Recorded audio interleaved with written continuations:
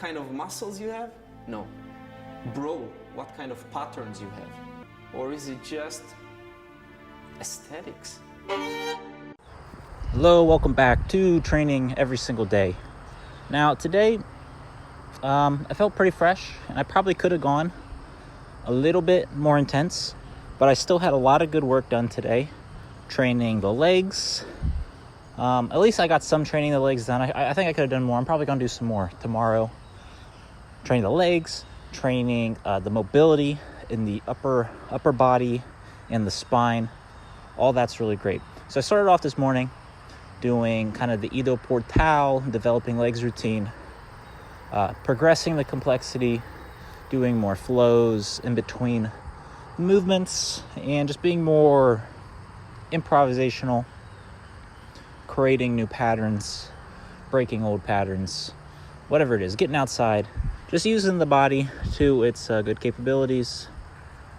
I ate a lot of food today, so that was kind of more of what today was eating more than training, because I can't really train super hard while just eating a big meal. So those things do kind of get in the way of each other sometimes, because I train throughout the day and I also eat throughout the day. So I normally train right before I eat, or do something light right after I eat, whatever it may be. I did train some handstand balancing, and tomorrow I'm going to do some more heavier upper body movements. Still going to do some heavy lower body movements. Hopefully I'll be able to manage tomorrow's workout. The plan is to do one arm pull-up progressions, to do Nordic curls. This mobility thing right here is an everyday thing. So wall mobility, stretching at night still, and press handstands. So I'm going to be doing those things. And those are kind of what I like to do when I am, fresh, not very fatigued.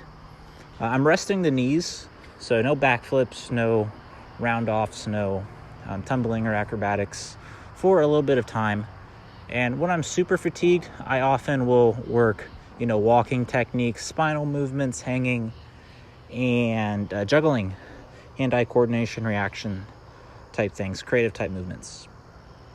So, do this mobility test against the wall. This is kind of the ultimate mobility test. The ultimate is all the way up against the wall, feet together, and arms overhead.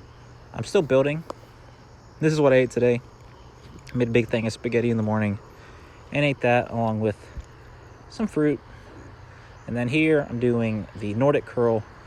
This is going to be the main thing that will protect the knees, not, add any fatigue to the knee, just really protect the knees by building up the hamstrings and the calves, and really work the lower body to build a lot of strength, and not really let the joints rest, because I need to take a rest before I do any more backflips or tumbling. I need to take a week or two off still, because a couple days ago my knees kind of hurt, and whenever my knees kind of hurt, that's when I'll take a few weeks off to let them recover fully. I could do a backflip now. I could do some tumbling and still probably be fine and make progress, but it's often really good to take a 180 sometimes, to go the opposite direction, to do things completely different. Variety is the spice of life. Sometimes when you hit an obstacle or a roadblock or a plateau, that's your sign to change directions, to try something new, and expand your horizon, and then you'll end up being a lot better than you ever would have been before. I used to only think that the longest time that bodybuilding was the best way to do it, because the bigger the muscles are, the better you'll be at everything. That's what I thought, until now I like to do movement generally. That's some of the better ways to do things. But take 180, learn a new skill. Learn, you're training movement, you're training strength. Take a 180, do endurance, do cardio. You do flexibility, do whatever you don't do. I don't do enough endurance work, specific endurance work. I'll probably do some eventually, but I'm really happy with what I'm doing right now. And, I'm already kind of taking a lot of endurance work burns a lot of calories, and I'm not sure I'm quite ready to, up my calories to, maintain that level of endurance work. But I did some handstands just for the fun of it. And then this is the nighttime stretching.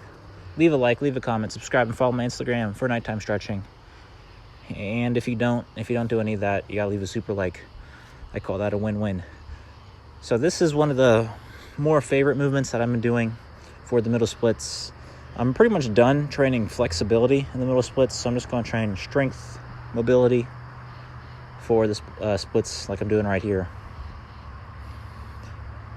until I can really secure, really get that leg iron cross that I've been working a long time for.